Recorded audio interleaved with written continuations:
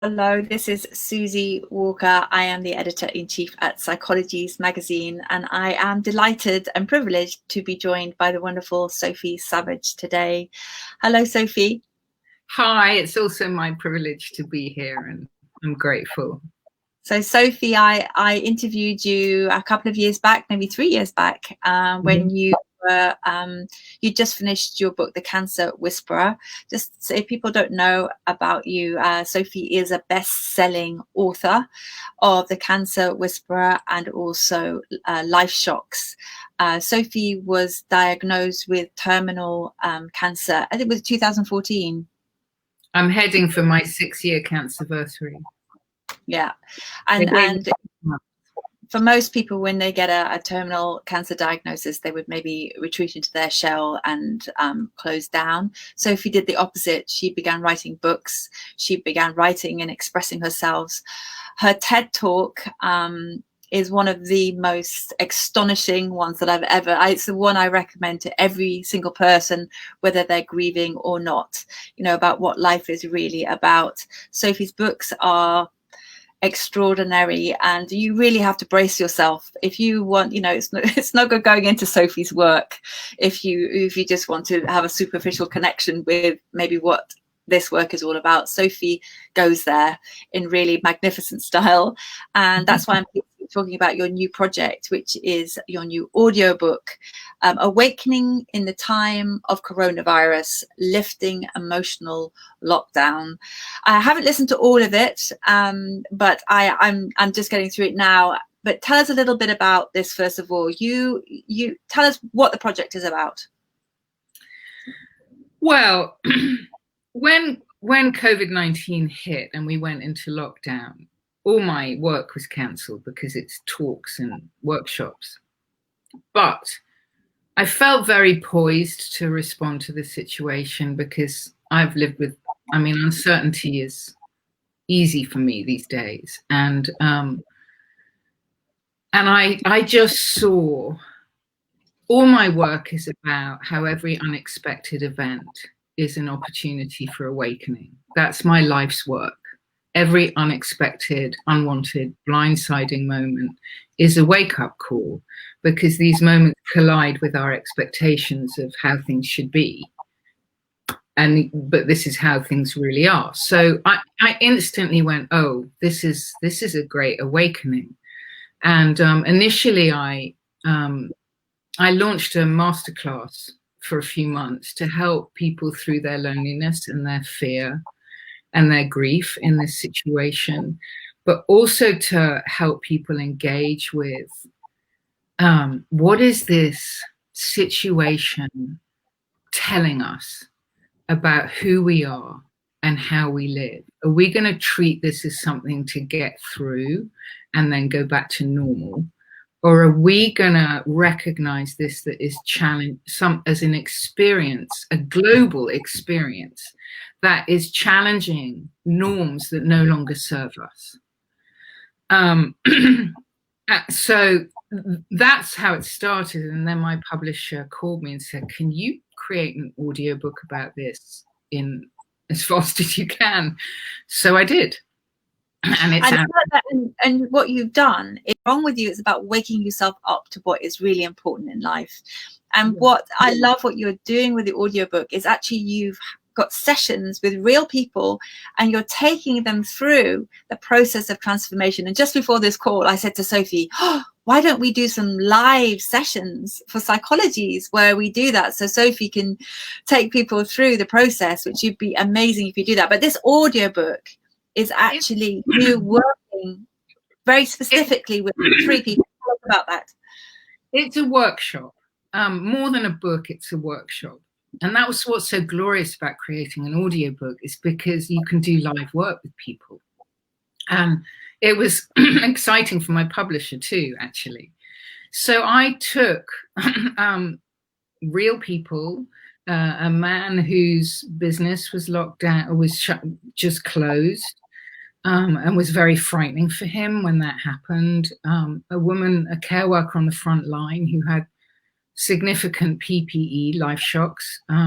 She was taking care of vulnerable people with very inadequate PPE, and a woman in Ireland, 70-year-old woman in Ireland, who was locked down on her own for 4 months. So I did 4 live sessions, process sessions with those 3 people in the book, where I take them from fear to creativity, from loneliness to connection, and from grief to love, essentially. And so it was such a joy for me. I mean, they're the stars of this book because they go deep and they go real and they go vulnerable. You know, I often say, let's go in deep, come up light. We go in deep, we come up light, and they go in deep in this book, and they wear their insides on the outside. And I get to show people what my work really is. I mean, reading about it is one thing, but experiencing it, witnessing, hearing it makes it real. So yeah, it's more of a workshop than a book. I mean, there is narrative in it, obviously. But I think that's the heart of the book and what makes it special. I mean, it's so brave of those people to actually do that, in terms of being vulnerable. But I think for many people, and you know, in my own processes, you know, the reason why I don't want to go there is because I don't want to make myself vulnerable. So how do we, in the beginning, when we're trying to unpick all of this inner work about maybe why, you know, we're going to be waking up, but we don't want to go there to the vulnerability. How can we start sort of softening and being more honest and real about what's going on for us inside versus just constantly going on, you know, this kind of superficial, everything's fine, I'm okay. You know, there comes a point, as Anais Nin said, when it's more painful for the bud to stay closed than to open. So that accumulates more and more pain. And part of what I think we're being awakened to is how emotionally locked down we are as a culture. So what would the big cosmic cheese give us to awaken us to our psychological lockdown pain? It would literally lock us down. And shine a light on and accentuate the pain we've been ignoring for a long time. So one of the things that happened during this crisis is these emotions started to surface. People's fears started to rise, people's grief, not just about the immense losses that were actually happening, but old grief started to surface. So one of the things this situation did was bring to the surface a lot of our lockdown pain, which I think is part of the divine point, is to bring to the surface a lot of our lockdown fear. I mean, we've been wearing masks for years, Susie. Hello. I mean, we're kind of, there's this great debate about, is it taking away our individual liberties, and should we wear them and shouldn't we wear them, and people calling other people COVID-idiots depending on which side they stand, and yet more separation, yet more division, yet more I'm right, you're wrong, yet more of the same, when this was inviting us to connect with one another profoundly and globally. But how about looking at the masks we've already been wearing? That have like the I'm not good enough masks, the I have to pretend I'm fine masks, the look good masks, the hide my fear and vulnerability masks. These are the masks that really matter and have been robbing us of our inner emotional and spiritual freedom for a really long time. So I look at it and go, which of those do you really want to have a conversation about? Because the coronavirus has unmasked us, actually, more than put masks on us. It's unmasking our masks. You can't make it up. Sometimes the universe is very, very, very, very clear. Writes it on a blackboard. You are already locked down. You are already masked. You are already separated. You are already isolated and lonely. What do I need to give you to get you to pay attention? A literal manifestation of your internal states. I mean, it's kind of beautiful and perfect. I know it's hard and painful, but there are breaks and breakthroughs. So there's been an epidemic of loneliness, Susie, for a long time. Research shows it's now the #1 killer in Western culture. But it's stigmatized and silenced because of shame. People will say they're depressed before they admit their loneliness. Well, now a light has been shone on the epidemic of loneliness, the pre-existing epidemic of loneliness, which is killing far more people than COVID has or probably ever will. You know, really, cancer is a much bigger health crisis than COVID-19. But I think it's the most serious health crisis in a century because of the impact it's had on our norms and on our expectations and on our entitlements, which are being toppled like dominoes. That was... Yeah.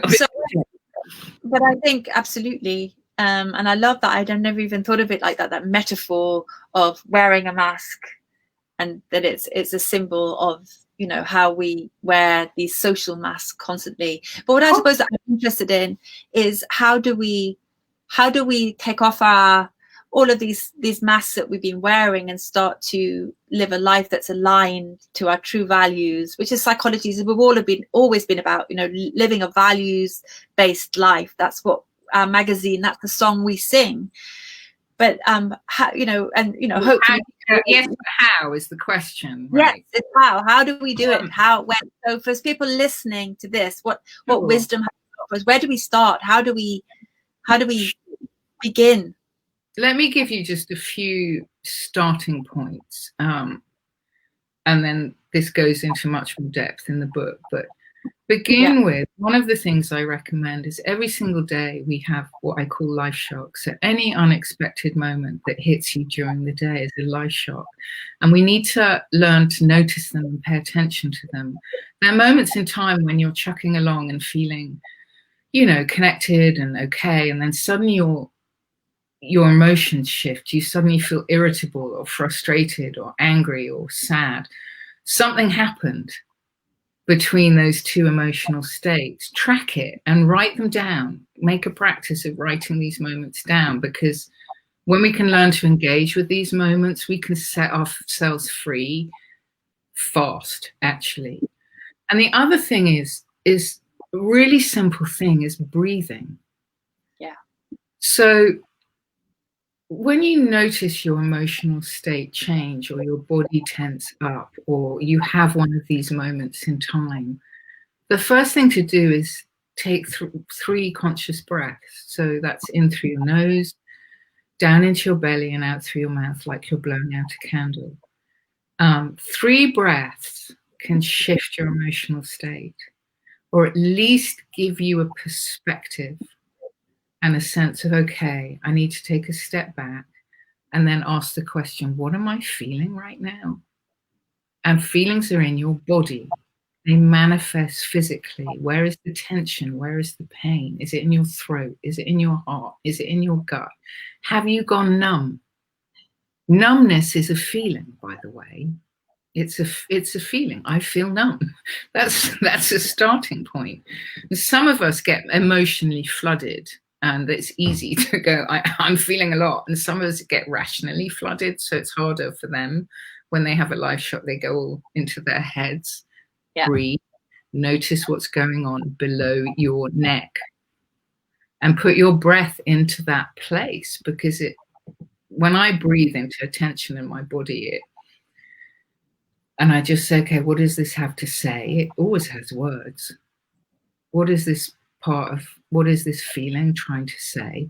So I think noticing your life shocks, using your breath, practicing breathing into your feelings instead of numbing them out. You're going to be okay. Breathe into them rather than ride over them, because the more you ride over them, the more painful it actually becomes internally. And I go into much more depth with all of this, obviously, but we were literally put inside, I suggest, because it's time to go inside.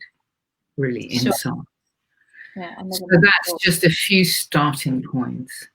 I think, I mean, I love the idea of it starting small and noticing your everyday, because normally we won't look at this until something big happens. So my parents, I think we talked, you know, they died when I was a teenager. And so for me, I had that life shock quite early on. And almost you did this beautiful talk about this in your TED talk about that, you know, we find all of these ways to avoid grief. And I think I spent probably a decade avoiding feeling anything. You know, but the reason was to be compassionate to myself, is because I was afraid if I started to feel that feeling, it would destroy me. I wouldn't survive it. So I think this idea of doing it slowly and in small ways, starting to feel your feelings, giving them a voice, talk to them before it gets really big, and to when something terrible does happen, which, you know, it does, life, that's what happens. And then you're more agile, you're more skilled about dealing with your emotions. So I think what you're teaching are skills to become more agile with it. So when, you know, with your, you know, a terminal cancer diagnosis, I mean, as horrific as it is, but you're perhaps more skilled at, maybe this is allowing you to do the work that you're doing now. That's so well said. I mean, I think firstly, if you miss the small life shocks, they're going to get bigger, because not engaging with the small life shocks is the same as not engaging with reality. So they're very count-onable. That's the wonderful thing about life shocks. They'll just keep coming and coming and coming and getting bigger and bigger until you wake up and pay attention. So that's the first thing. And I think, you know, it's so, part of what you're naming is, I feared it would destroy me.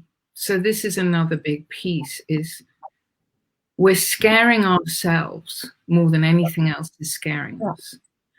We have a tough situation, and then the mind comes in. I call it mind talk, some people call it self-talk, and says, if you feel your feelings, it's going to destroy you, and none of which is true. We just frighten ourselves. So a big part of this is learning to release the beliefs and the fears that shut you down. And it's a huge part of the work I do. I mean, the woman in the book who was incredibly lonely, she was in isolation, but at the bottom of it was, I'm on my own because I'm unlovable. When she got over that, she sat on her own. She was at home on her own with a little fly on her computer and feeling connected to the entire universe, including the fly, deeply, deeply connected while still alone. Because we carry these beliefs into crowds. People feel lonely in crowds, you know. It's not about, are you with someone? So that's a huge part of what we need to learn to release. And I think the grief piece, I mean, I renamed the grief cycle in that TED talk, the resist grief with all my might cycle. Yeah. Because grief doesn't actually feature in the grief cycle, as in the courageous expression of sorrow. So all of this is part of it. But I think what's so powerful now is you don't need to do years of therapy to learn these things now. And there are some very powerful methods and teachers and facilitators who can help you engage with it. But just know, if you're afraid of going there, at some point life will take you there anyway. So you may as well take a deep breath and choose to go there before life forces you to. Yeah. Yeah. And it's true. And it is true. And I feel like, in a way, one of the things that you said in your TED talk was, you know, that you were also grieving for all the lost opportunities, all the careers that you never had, all of those things. Yeah. And like you, I always feel like this feeling of I wasted a decade, maybe 15 years of my life resisting that grief and all the behaviors and the drinking and the nonsense that I did to try and numb myself not to feel that grief, when I could have been getting on. I could have been doing some, you know, living and feeling joy and passion and love and all of those things. But I was so resisting. I was in this awful cycle of trying to just stay on the other side of, as you say, that courageous expression sorrow is a beautiful expression. Yeah. Well, I slightly challenge that. I do challenge that you wasted those years. That's just more of this, FYI. That's, you know, you didn't. You got to where you got to when you got to it. Okay. You know, so let's not do that to ourselves as well. Yeah. Good. Yeah. That's thank you for. Yeah. Let's not do that. And but being fully alive does not mean being happy, Susie, or being positive. I'm allergic to positivity, personally. Authenticity is where it's at for me. So there's a lot of putting icing on dog poo and calling it a cake, positivity, and feeling I'm good, I'm fine, everything's good. Let's not do that to ourselves either. So being fully alive means feeling all your joy and all your pain. Yeah. If you want to be fully alive, feel all your joy and all your wonder and all your love and all your grief and all your fear and all your rage. But release those, please. Feel. Being alive is about feeling all of it. And if you're not feeling all of it, then you're only half alive. Yeah. Yeah, that's exactly right. And you know, that kind of expression of I'll be happy when, you know, I'll be happy when I'm happy, when actually it, as you say, it's being, I was just having a conversation with a friend yesterday, and she said, I'm constantly looking, you know, what's wrong with me if I'm not happy? And I'm like, just go to bed, put the duvet over your head and just look after yourself. Be happy for a day. I mean, it passes. And then, you know, and then you're feeling happy and then miserable and angry and all of those things. But it's, as you say, it's all of those things. It's not just this kind of positive, happy state. There's nothing wrong with us. Do you know what I mean? It's just about feeling our feelings, as you said. Sophie, can I ask you, how are you right now? How you know, on your health journey, where are you at? Well, I've been doing really well the last year, let's say instead of but, I've just found out I have new brain tumors. Like Friday, I found that out. So this is round 5 of brain tumors for me, and I am at the thin end of my options, but I have cancer, and as I always say, I have cancer, it doesn't have me. That's my mantra. And I did get hit by a freight train for a day, but I feel quite calm. I'm back in my investigative mode. I've learned that one of the things I'm best at, which I guess part of this audiobook is an expression of, is I'm very creative in a crisis. And I'm going to bring my creativity to the next crisis, and we'll see. We'll see. It's a don't know. I'm under no illusions about my condition.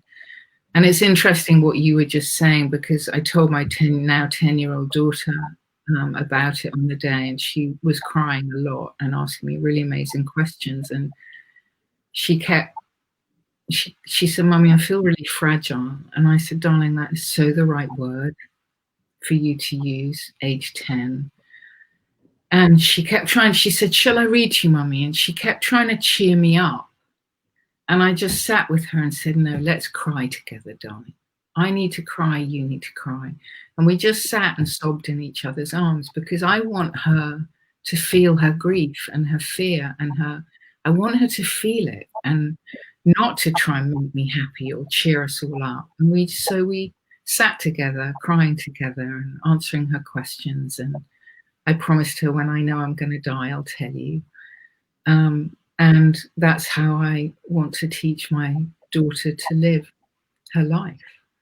Yeah, and the sense of you giving it permission for her, I mean, that's the ultimate permission, I think, that any mother could ever give her child, is what you just said. Yeah. So I trust, more than anything in my life, I trust the life shocks I'm given. I just have deep, deep faith that whenever something like this happens, my question is, what's in it for me? I don't know the answer to that yet. I'm only getting headaches. But I'm looking at everything in my life that's giving me a headache. And I'm looking at treatment plans, and that's the best I've got right now. Okay. Well, I think your work is extraordinary. For me, the authenticity that you show by walking the talk, basically, writing books and going, despite, all the difficulties and the challenges that you're facing as a human being, but as a mother to a 10-year-old child, and that you're still writing, you're still broadcasting, you're still showing this amazing work, I think is just inspiration in itself. So thank you so much for joining me today, Sophie. And let's talk about that project, about doing some live sessions with that. I'll do one. If you could be that brave. Susie, thank you for seeing that I walk my talk. That's probably the most important feedback anyone can give me. So I appreciate you knowing that about me. Yeah, and thank you for having me as a guest today. Thank you, Sophie. Thank you so much. Lots of love. My pleasure. Lots of love to you.